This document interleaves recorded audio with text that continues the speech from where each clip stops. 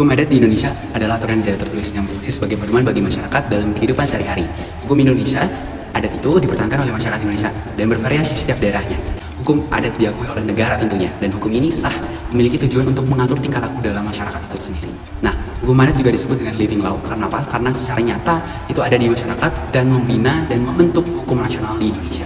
Adapun sejarah dari hukum adat itu sendiri, hukum adat pertama kali diperkenalkan oleh seorang ahli sastra Oriental Belanda yang bernama Snoek Hergronje. Pada tahun 1894, Snoek Hergronje menerbitkan sebuah karya atau tulisan berbentuk buku. Ia mengkaji bahwa hukum adat itu memiliki karakteristik dan sistemnya sendiri yang berbeda dari hukum Eropa. Proses lahirnya hukum adat dimulai dari manusia yang memiliki pikiran, kehendak, dan perilaku. Selanjutnya ada kebiasaan di setiap individu dan pribadi. Lalu munculnya adat di masyarakat. Ketika kebiasaan ini mulai diterima dan diikuti oleh masyarakat, secara luas ia berkembang menjadi adat ke hukum adat atau negara rakyat. Ciri khas dari hukum adat yang pertama ada keagamaan. Yang kedua ada tradisional.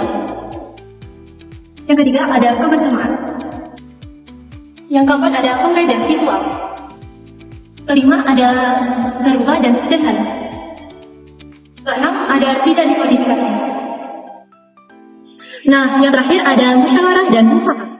Nah, contoh-contoh hukum adat di Indonesia yang kita ambil yang pertama ada hukum adat Awik-Awik, tepatnya ada di Desa Pakraman, Bali. Hukum adat Awik-Awik Bali ini tercantum di dalam Surat Keterangan Provinsi Bali nomor 3 tahun 2003. Penjelasan lebih lengkapnya ada di sini. Kedua, ada hukum adat Dayak Kalis, yaitu ada di Kalimantan. Nomor 3 ada hukum adat Potong Jari, yaitu ada di Papua. Nomor 4 ada hukum adat turunan yang ada di Aceh. Kelima, ada hukum adat waris, yaitu ada di Bali. Terus yang keenam, ada hukum adat tikam tanah. Yang ketujuh, ada hukum adat Mahar Maluku.